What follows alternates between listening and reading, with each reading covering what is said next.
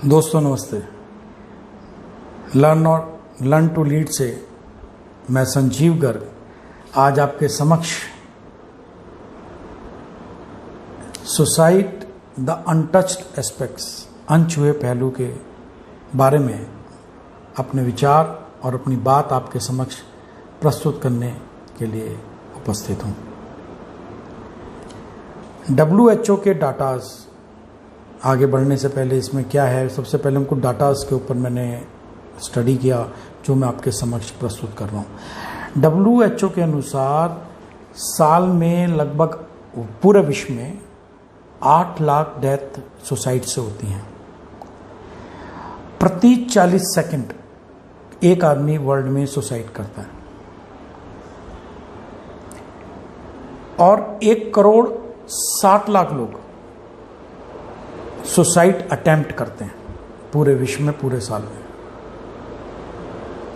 और 15 से लेकर 29 साल के बीच में suicide one of the leading cause है जिसकी वजह से युवा शक्ति का मृत्यु होती है। इंटरेस्टिंग फैक्ट एक और है कि 79% ऑफ द सुसाइड, जो लोग सुसाइड करते हैं वो लो और मिडिल क्लास से होते हैं।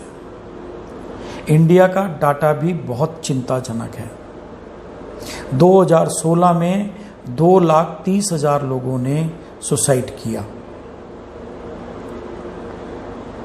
जिसमें से 80% लिटरेट हैं और मेन कारण 10% लोगों का फैमिली कॉज रहा है और 10% का इलनेस की वजह से उन्होंने सुसाइड किया।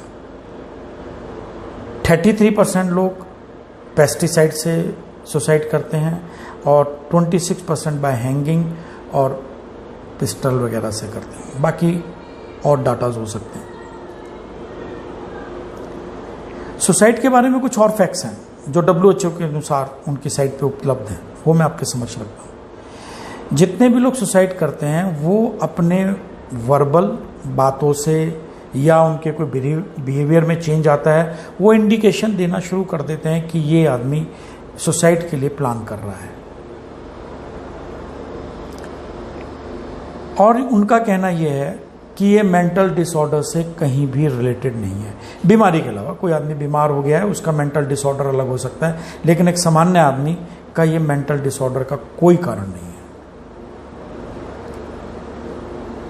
और जनरली जो लोग सुसाइड करते हैं वो पिछले 30 दिन में 50 दिन में डॉक्टर को विजिट करते हैं, चाहे उन्हें नींद की प्रॉब्लम हो चाहे कुछ और प्रॉब्लम हो, लेकिन वो डॉक्टर को विजिट करते हैं। अब बात ये आती है कि सुसाइड आदमी क्यों करता है और कौन लोग करते हैं। मेरा मानना यह है कि कोई भी आदमी जो जन्म लेता है, अगर उसके साथ कोई शारीरिक समस्या ना चल रही हो तो कोई आदमी मरना नहीं चाहता। इवन उस केस में भी लोग चाहते हैं कि हम स्वस्थ हो जाएं, क्योंकि अगर ऐसा कुछ होता तो जितने भी डिसेबल्ड लोग थे जो बहुत ज़्यादा क्रोनिक डिसीजेस से हैं या क्रोनिक डिसेबिलिटी से हैं, तो सभी सुसाइड कर लेते हैं। तो ऐसा तो नहीं है। तो कोई भी आदमी सुसाइड नहीं करना चाहता। हर आदमी चाहता है मैं अपनी समस्या से जूझ के आगे बढ़ सकूं। हर आदमी जीना चाहता है। तो ऐसे क्या कैटलिस्ट हैं, ऐसे क्या कारण हैं जो उसको प्रोवोक करते हैं, उसको उत्तेजित करते हैं सुसाइड करने के लिए।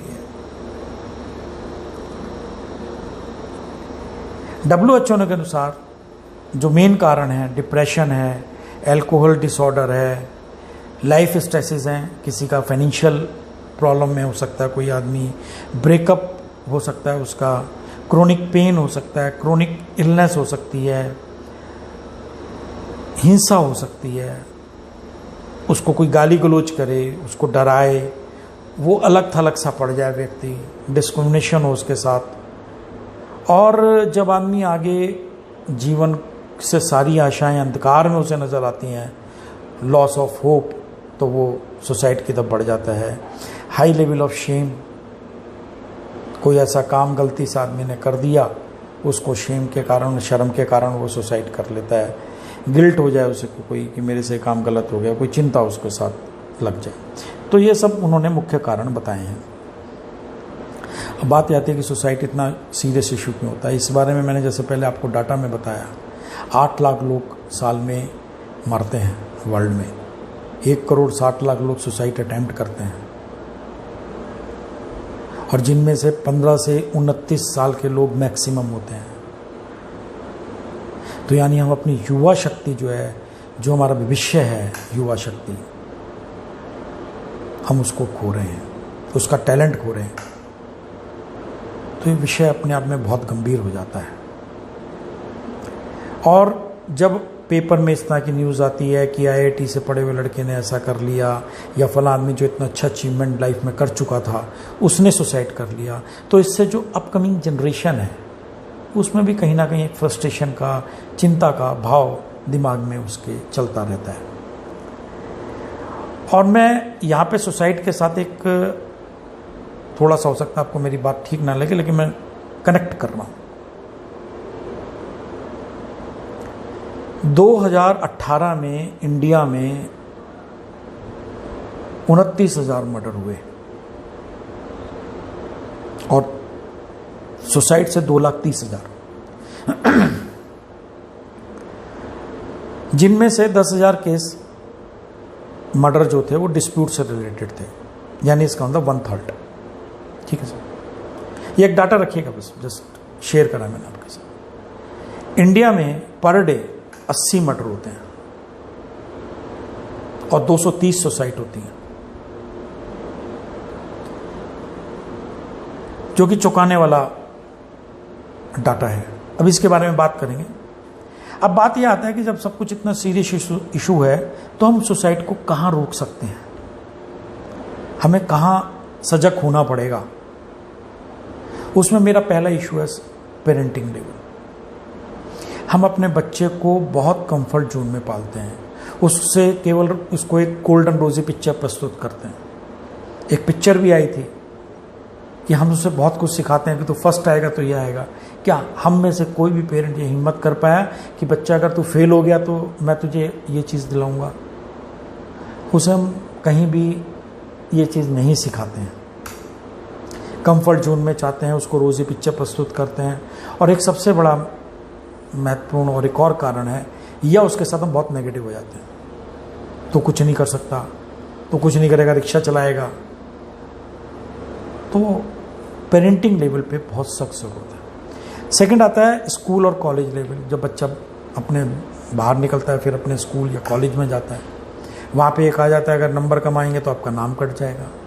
आपने ये गलत कर दिया, हो सकता है उस बच्चे ने कोई गलती स्कूल में कर दी हो जो वाकई गलत हो, मैं ये नहीं कर रहा उस गलती को, लेकिन उसको ऊपर इतना इशू बन जाता है। आप अपने पेरेंट्स को लाओगे, नाम काट देंगे, हम आपको 1 महीने के लिए टर्मिनेट करते हैं।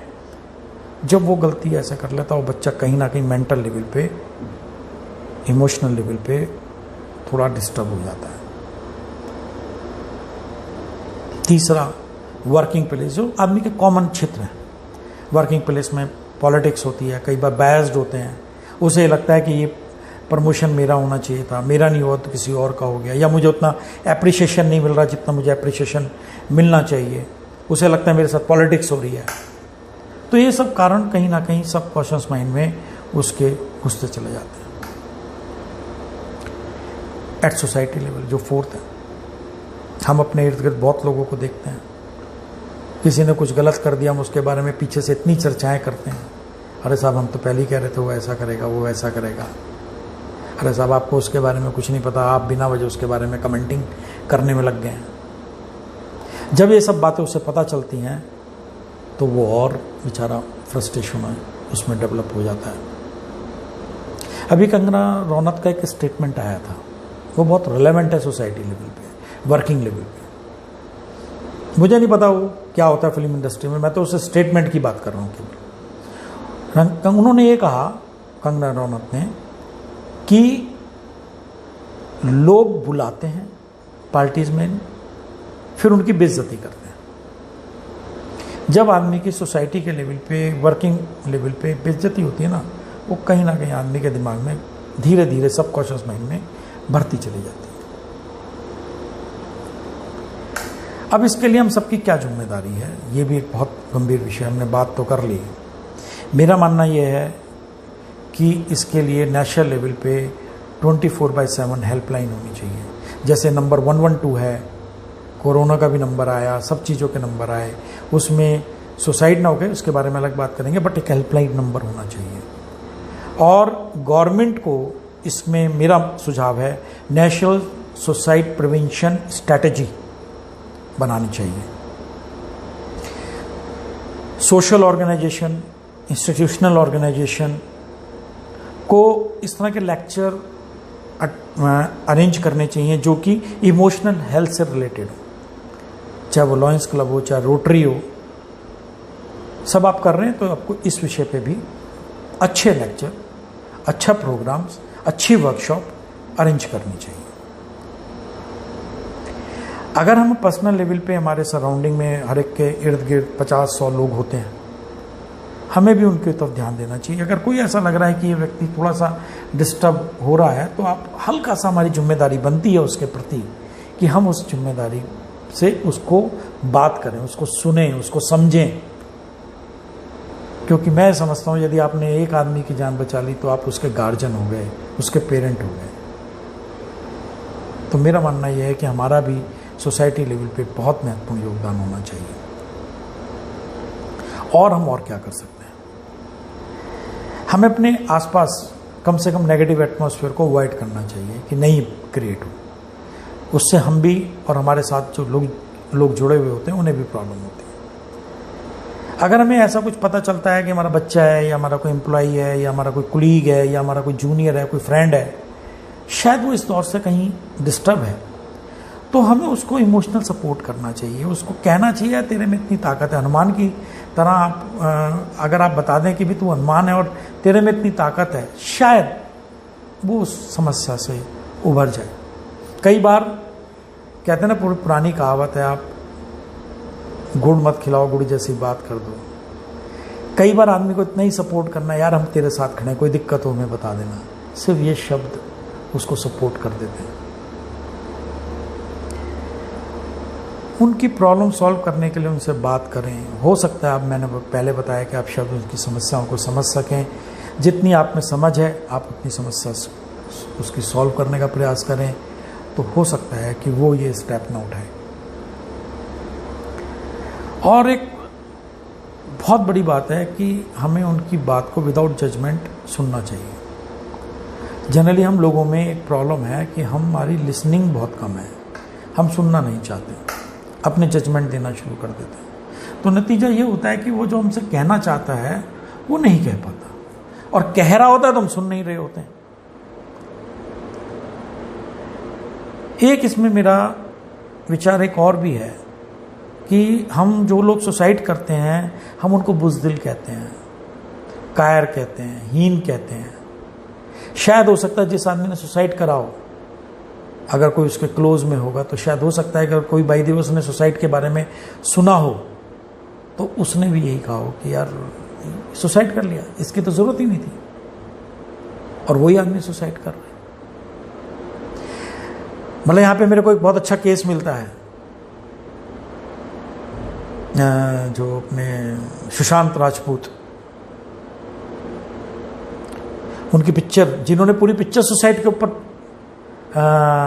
एक्ट करी, पूरे मतलब 3 महीने 6 महीने में जो भी हुआ होगा पूरा सुसाइड को अपने साथ जिया, एक्टिंग में जिया, और उसने सुसाइड कर लिया।